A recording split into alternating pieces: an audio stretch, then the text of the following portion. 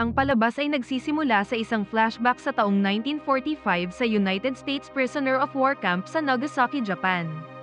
Isa sa mga camp commandos na si Ichiro Yashida ay galit na pinalaya ang 12-dosenang mga sundalong Amerikano na dinakip, kung saan ito ang naging sanhi ng World War II.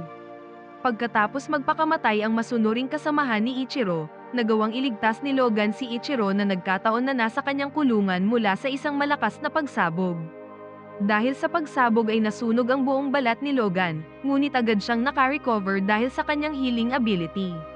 Makalipas ang 70 taon matapos umalis si Logan sa X-Men, siya ay patuloy na binabangungot tungkol sa hindi sinasadyang pagpatay niya sa kanyang kasintahan na si Jean Grey. Nang maglaon sa isang bar, hinarap ni Logan ang grupo ng mga hunter na pumatay sa kanyang kaibigang oso sa gubat. Matapos niyang malaman at akusahan ng kanilang tusong mga aksyon, nagsimula ang laban. Nang tinangka siyang atakihin ng isa sa mga hunter, may biglang tumulong sa kanya na isang Haponesa na nagngangalang Yukio. Siya ay isa ring mutant na may kakayahang hulaan ang kamatayan ng mga tao. Nagtataglay siya ng isang ancient secret katana na tinatawag na Denzen. Matapos takutin ng mga hunter, sumama si Logan kay Yukio. Sa daan, ipinaliwanag ni Yukio kung paano niya sinubaybayan si Logan sa loob ng mahigit isang taon. Siya ay inutusan ni Ichiro Yashida na isa na ngayong CEO ng isang industrial company sa Tokyo. Nakaligtas ito noon sa pagsabog ngunit tila matutuluyan na siya ngayon dahil sa kanyang sakit na cancer. Ngunit bago mamatay si Ichiro ay nais niya munang makita si Logan para magpasalamat ng personal sa pagligtas nito sa kanya sa nakalipas na maraming taon. Pagdating nila sa Tokyo, si Logan ay agad na naghanda para makipagkita kay Ichiro Yashida sa kanyang mansion na napapaligiran ng mga gwardya, dahil madalas din silang sinasalakay ng mga yakuza. Pagdating nila sa silid, nakita ni Logan na kausap ng matandang Ichiro ang kanyang apo na si Mariko Yashida.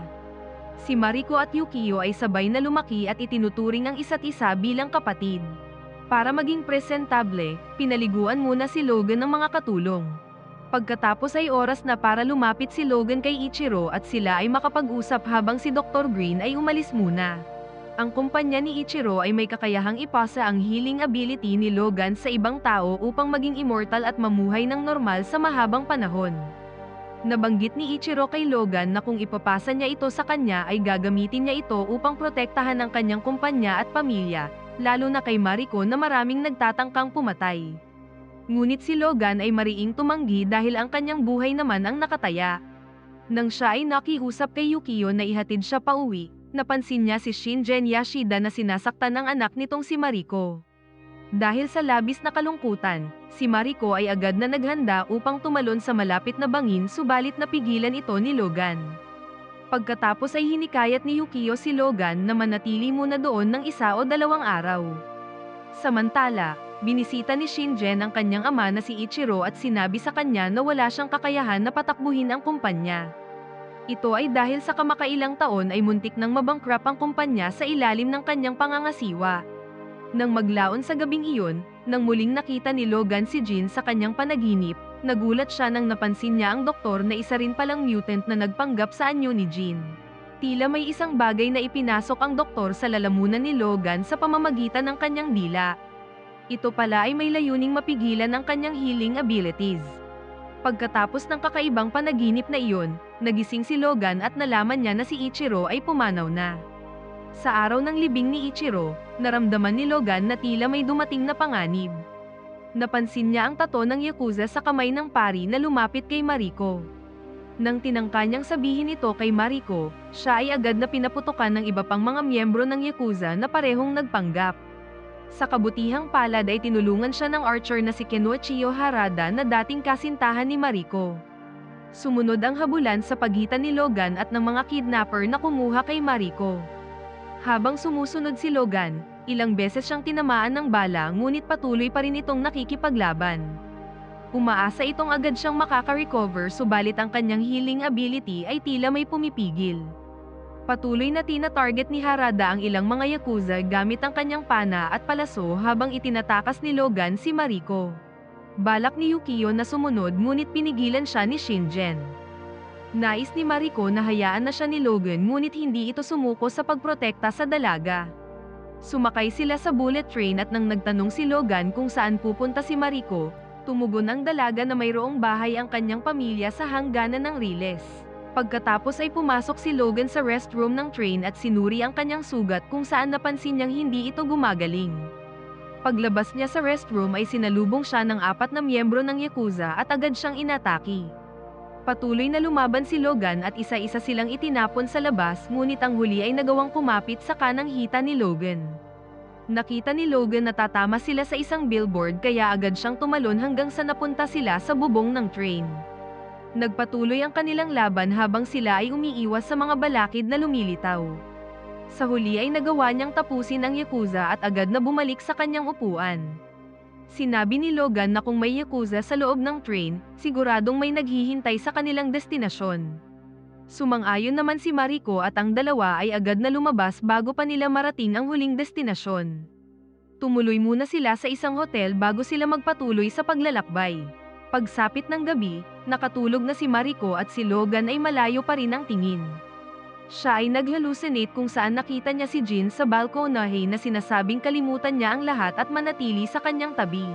Nang siya ay naglakad pasulong ay biglang may bumaril sa kanya na isang Yakuza hanggang sa itinulak siya sa balkonahe. Bumagsak siya sa ibaba at pinahirapan siya ng iba pang Yakuza na naroon. Nagising si Mariko at nagmadali upang tulungan si Logan. Pinabagsak niya ang mga Yakuza at si Logan ay nawalan ng malay. Ilang sandali pa ay nagising na lang si Logan sa isang kama. Lumapit si Mariko at sinabi na ang apo ng hotel manager ay isang veterinarian. Tinulungan niya itong alisin ang bala sa kanyang katawan at tinahi ito. Gustong magpasalamat ni Logan ngunit ang veterinarian ay umurong at kinakabahan, sinabing sariwa pa ang kanyang mga sugat at bagong tahi. Mas bumuti na ngayon ang kanyang kondisyon kaysa nakaraang gabi ngunit malayo pa rin sa immortality na meron siya dati. Hinala ni Logan na kagagawa nito ng doktor ni Ichiro. Samantala, si Dr. Green ay naglalakad sa karamihan ng tao para makipagkita kay Harada na naghihintay sa kanya. Nagalit si Harada dahil naghintay ito ng 2 oras. Hinihingi niyang alamin kung nasaan sina Mariko at Logan. Si Harada ay kasalukuyang naghahanap pa rin ngunit hindi niya makita si Mariko sa karaniwang mga lugar. Pagkatapos ay ibinunyag ni Green na siya ay isang mutant na tinatawag nilang Viper, at sa halip ay inutusan si Harada na hanapin sina Mariko at Logan bago matagpuan ng mga Yakuza. Ang dalawa ay nagpatuloy sa paglalakbay patungo sa lumang bahay ni Ichiro sa Nagasaki. Hindi inaasahan ni Mariko na may susunod sa kanila doon dahil ang bahay ay lumang-luma na at napabayaan. Bumili sila ng mga kagamitan at nagluto si Mariko para sa kanilang hapunan. Habang sila ay kumakain, nakwento ni Mariko kay Logan na noong nasa bahay sila ng lolo niya, sinabi nito sa kanya na pagkatapos ng 3 araw sa pagbasa ng Will of Testament niya ay siya na ang magmamay-ari ng buong kumpanya.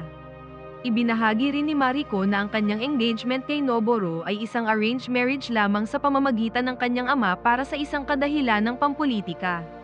Kinabukasan, tinawagan ni Yukio si Mariko at nakikiusap na alamin kung saan sila nagtatago ni Logan. Tumanggi si Mariko sa kabila ng kanilang pagiging malapit sa isa't isa subalit tinitiyak sa kanya na nasa mabuti itong kalagayan. Kalaunan, tumutulong si Logan sa pagputol ng isang malaking kahoy na bumagsak sa kalsada. Pagkatapos ay naglakad-lakad sila hanggang sa nakita ni Logan ang isang bagay na pamilyar sa malapit. Ito ang lokasyon ng prisoner of war camp at ang balon kung saan niya iniligtas si Ichiro. Naalala niya ang araw kung saan ibinigay sa kanya ni Ichiro ang isang espada bilang tanda ng pasasalamat sa pagligtas sa kanya. Ngunit siya ay tumanggi at sinabing panatilihin itong ligtas, balang araw ay babalikan niya ito. Umakyat sila mula sa balon at nasaksihan nila ang aftermath ng atomic bomb. Sa sandaling iyon, sinabi ni Logan kay Mariko na nagkita sila ng lolo niya doon kung saan nagtago sila mula sa pagsabog ng bomba. Pagkatapos ay ibinahagi ni Mariko ang kasabihan ng kanyang lolo na ang lugar ay isang patunay na ang lahat ng bagay sa mundo ay magkakaroon ng katahimikan at pagbabago isang araw. Tinanong din ng dalaga kung sino si Jin dahil laging nababanggit ito ni Logan sa kanyang pagtulog ngunit hindi pinansin ni Logan ang kanyang tanong. Ang dalawa ay bumalik sa bahay at sa gabing iyon ay magkatabi silang natulog. Sa wakas ay ipinaliwanag ni Logan ang kanyang relasyon kay Jin kung paano niya ito minahal at kung bakit niya ito pinatay. Kinaumagahan, si Logan ay nagising at hindi niya makita si Mariko sa paligid. Hanggang sa narinig niya na sumisigaw ito sa labas dahil natagpuan na siya ng mga yakuza at kinidnap. Tinangka ni Logan na iligtas si Mariko ngunit isa sa mga yakuza member ang bumaril sa kanyang hita. Ngunit nagawa ni Logan na hilahin ang yakuza mula sa kotse. Dahil hindi na niya mahabol ang kotse ay ibinaling niya ang kanyang galit sa lalaking ito. Tinanong niya kung saan nila dadalhin si Mariko at tumugon ang lalaki na si Noboro ang umupa sa kanila. Si Yukio ay dumating matapos sundan ang mga yakuza at pagkatapos ay pumunta sila kay Noboro. Sa daan, sinabi niya kay Logan na mayroon siyang pangitain sa kanyang panaginip kung saan nakita niya si Logan na malubhang nasugatan at duguan hanggang sa mamatay. Gayunpaman, tumugon si Logan na marami ang nagtangkang pumatay sa kanya ngunit buhay pa rin siya hanggang ngayon. Pagkatapos ay natagpuan nila si Noboro sa kanyang apartment kasama ang dalawang babae. Binantaan niya ito hanggang sa umamin na siya at si Shingen ay nagkasundo na patayin si Mariko, at ngayon ay nakay Shingen na si Mariko. Pagkatapos ay itinapon ni Logan ang basura sa balkonahe at sa kabutihang palad ay bumagsak ito sa isang pool. Pagkatapos ay bumalik sina Logan at Yukio sa Tokyo. Dinala ng yakuza si Mariko kay Shingen kung saan naghihintay sa kanya ang ama. Ipinaliwanag ni Shingen na sa buong buhay niya ay nagtrabaho siya sa Yashida Company. Nang malaman niya na si Mariko ang nakatakdang tagapagmana ng kumpanya, nakipagsabuatan siya sa mga yakuza sa pamamagitan ng nobyo ni Mariko na si Noboro bago basahin ang will. Kung hindi sana nakialam si Logan sa pagtalon ni Mariko sa bangin sa gabi ng pagkamatay ng matanda ay mamanahin niya sana agad ang kumpanya. Ilang sandali pa ay biglang umatake ang Black Clan Ninja na pinangungunahan ni Harada at Viper. Tinapos nila ang mga gwardya na nakabantay hanggang sa na-corner nila si Shingen, pagkatapos ay nilinaw ni Viper na mayroong puwersa na mas malakas kaysa mga yakuza. At agad niyang sinaksak sa leeg si Shingen gamit ang pen na may lason hanggang sa bumagsak sa isang garden pool. Si Viper at Harada kasama ang kanilang mga tauhan ay kinuha si Mariko at umalis mula sa mansion ng Yashida. Hindi nagtagal, dumating doon sina Logan at Yukio na nasaksihan ang resulta ng massacre. Nagpatuloy sila hanggang sa narating nila ang silid ni Ichiro na puno ng high-tech medical equipment at x-ray scanner. Natagpuan ni Yukio ang isang note na tinatawag si Logan tungkol ito sa kinaroroonan ni Mariko sa Yashida Facility, 500 kilometro ang layo mula dito. Si Logan ay naghihinala na mayroong problema sa loob ng kanyang katawan. Humiga siya sa high-tech na kama ni Ichiro at ginamit ang x-ray hanggang sa natuklasan na mayroong metallic parasite na nakadikit sa kanyang puso. Ito ang bagay na itinanim ni Viper sa nakaraan na kung saan ay pinipigilan nito ang healing ability ni Logan. Sa kabila ng pakiusap ni Yukio kung saan nakita niya si Logan na namatay sa kanyang pangitain, nagpatuloy pa rin si Logan at binuksan ang kanyang dibdib gamit ang kanyang claw upang tanggalin ang parasite na nakatanim sa kanyang puso. Si Shingen na nakasurvive mula sa brutal na pag-atake ni Viper ay nagpakita at nakabihis ng tradisyonal na kasuotan ng samurai. Layunin niyang patayin si Logan ngunit maswerteng nailigtas ito ni Yukio. Nagpatuloy sila sa isang matinding sagupaan habang si Logan ay patuloy na inaabot ang metallic parasite sa kanyang puso.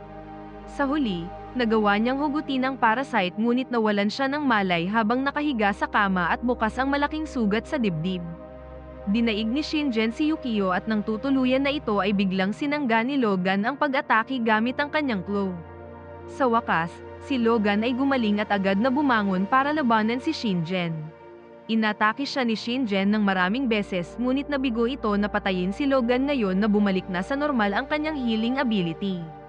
Nilapitan niya si Shingen ngunit nagpa siya ito na hayaang mabuhay kahit nabatid niyang sinubukan nito na patayin ang sariling anak. Gayunpaman, si Shingen ay umatake pa rin at tinusok ang tiyan ni Logan. Dahil napakasama nito ay agad na inatake ni Logan sa lalamunan na agad naman itong ikinamatay. Pagkatapos ay bumalik si Logan sa silid ni Ichiro at tinulungan si Yukio na tumayo. Sinisikap ni Yukio na pigilan si Logan sa pagpunta sa Yashida Facility at sinasabing ito ay isang bitag ngunit si Logan ay determinado. Habang si Yukio ay palabas, napansin niya ang kakaibang robotic design na nakakalat sa paligid ng silid. Ang Yashida Facility ay matatagpuan sa kabundukan at si Logan ay nakarating sa kalapit na nayon kung saan si Harada ay nagpakita at agad siyang pinapaalis. Tumanggi si Logan at agad na inatake ni Harada gamit ang kanyang espada. Hindi ito makapaniwala na ang sugat ni Logan ay agad na gumagaling. Pagkatapos ay inutusan ng kanyang tauhan na hulihin si Logan. Matapos ang matinding sagupaan, si Yukio ay dumating upang tulungan si Logan. Gamit ang farming machine ay nagawa niyang patayin ang ilang ninja. Ang dalawa ay napapaligiran ng mga kalaban hanggang sa inutusan ni Logan si Yukio na protektahan ang kanyang sarili dahil pasasabugin niya ang farming machine. Dahil sa pagsabog ay ikinamatay ng maraming ninja. Nagpatuloy si Logan sa paglalakbay para hanapin si Mariko, ngunit ang ilan pang mga ninja ay nagpakawala ng mga palaso na may lubid. Sa huli ay tinarget siya ni Harada gamit ang palaso na may kamandag ni Viper at siya ay bumagsak at nawalan ng malay. Ilang sandali pa ay nagising si Logan sa loob ng Yashida facility kung saan ang kanyang mga kamay ay nakalock sa isang high-tech na upuan kaya hindi siya makagalaw. Si Viper ay lumapit at binati si Logan dahil nagawa nitong tanggalin ang parasite na kanyang itinanim sa kanyang puso. Narinig ni Logan ang boses ni Mariko habang sinisigaw ang kanyang pangalan at napansin ang malaking mechanical adamantium samurai na nakapwesto sa kanyang tabi. Ikinagulat niya na ang samurai ay tumayo at naglakad papunta sa kanya. Dahil sa pagkahumaling ni Viper sa adamantium skeleton na katulad ng clone ni Logan, iniimbak niya ang material sa loob ng maraming taon. Ginalit ni Viper si Logan upang ilabas nito ang kanyang mga claw para sa kanilang proseso. Pagkatapos ay lumapit sa kanya ang adamantium samurai at inilabas ang isang malaking espada na nagbabaga para putulin ang mga claw ni Logan. Sa parehong sandali, nilinlang ni Mariko si Harada at sinaksak ito. Pagkatapos ay nagmadaling pumunta sa tabi ni Logan kaya naman ay lumihis ang pag-atake ng samurai. Dahil dito ay nasira ang lock at napalaya si Logan. Hinawakan niya ang kamay ni Mariko para sila ay agad na umalis. Hinabol sila ni Viper ngunit agad itong pinana ni Harada na natauhan. Tinamaan si Viper sa dibdib at nahulog sa gitna ng facility. Gayunpaman, hindi ito naging sapat upang siya ay patayin. Inatake ng adamantium samurai si Logan ngunit agad na ni-wrestling ni Logan hanggang sa nahulog sila sa ibaba. Muling umatake ang samurai at nagawa nitong putulin ang claw ni Logan sa kanang kamay. Nabawasan ng sandata si Logan ngunit nakuha niya ang isa pang espada ng adamantium samurai. Nagawa niyang atakihin ang adamantium samurai ngunit hindi ito tinatablan hanggang sa muling na-corner siya. Nang puputulin na ng samurai ang natitirang claw ni Logan, pinana ni Harada ang samurai kaya nakuha niya ang atensyon nito. Nilapitan ni Harada ang samurai at sinabihan ito na ang kanyang ginagawa ay wala sa tamang landas. Subalit tumugon ang samurai gamit ang kanyang espada kung saan sinaksak si Harada at naghahanda para tapusin ito. Samantala, ipinakita ni Viper ang kanyang tunay na hitsura. Si Yukio ay nakarating sa facility at nilabanan ang mapanganib na si Viper. Sa tulong ng kanyang kasanayan ay nakuha niya ang kalamangan. Naalala ni Logan ng isang bagay mula sa kultura ng mga Hapon kung saan kailangang hawakan ng samurai ang espada gamit ang dalawang kamay para gamitin ito. Ginawa niya ito at nagawa niyang ma-activate ang espada. Gamit ang nagbabagang espada, inatake ni Logan ang samurai at nagawa niyang pugutan ng ulo. Upang tapusin ang samurai, muli niya itong ni-wrestling at bumulusok sila pa ibaba hanggang sa tumama at lumusot ang samurai sa pader habang si Logan ay nagawang kumapit sa nasirang pader. Natagpuan ni Mariko si Harada sa kanyang mga huling hininga ngunit wala na siyang magagawa. Samantala, tinangka ni Viper na itusok ang kanyang kamandag kay Yukio ngunit mabilis na nakailag ang huli. Agad na nilagay ang lubid sa leeg ng kalaban sabay talon sa elevator at si Viper ay hinila pa itaas at nabagsakan ng mabigat na bakal ang kanyang ulo. Si Logan ay nagsikap na umakyat pabalik ngunit ang samurai ay biglang kumilos at pinutol ang natitirang claw ni Logan. Sinimulan nitong kunin ang regenerative mutant power mula sa mga naputol na claw. Ilang sandali pa ay natuklasan ni Logan na ang nasa loob pala ng robot ay si Ichiro. Habang unti-unting bumabalik ang kanyang pagkabata ay unti-unti namang natutuyot ang katawan ni Logan at nanghihina. Ngunit kinuha ni Mariko ang mga putol na claw ni Logan at tinarget ang ulo ng lolo niya. Ang isa pang claw ay ginamit niya upang tusukin ito sa leeg. Nagawa ng katawan ni Logan na makarecover at muling tumubo ang kanyang bone claw. Siya ay agad na tumayo at winasak ang harap ng robot ni Ichiro at sinaksak ng maraming beses ang matanda gamit ang kanyang bone claw. Sa huli ay hinulog sa gusali para sa katapusan ng kanyang buhay. Pagkaraan ng ilang araw pagkatapos ng pagbasa sa Will of Testament, si Mariko ay naging CEO ng Yashida Industrial Company. Nagpa siya si Yukio na umalis sa Tokyo at magpatuloy sa buhay sa kanyang sariling paraan. Si Logan at Mariko ay nagkasundo na tahakin ang kanya-kanyang kapalaran. Matapos halikan ni Mariko si Logan bilang pamamaalam, si Logan ay sumakay sa eroplano kasama si Yukio. Kasama ang kanyang bagong bodyguard, si Logan ay nagpasyang bumalik sa Amerika para malaman kung anong mga hamon sa buhay ang naghihintay sa kanya doon. Sana ay nagustuhan nyo ang palabas. Mag-like at mag-subscribe para ma-notify kayo sa mga bago nating upload. Maraming salamat!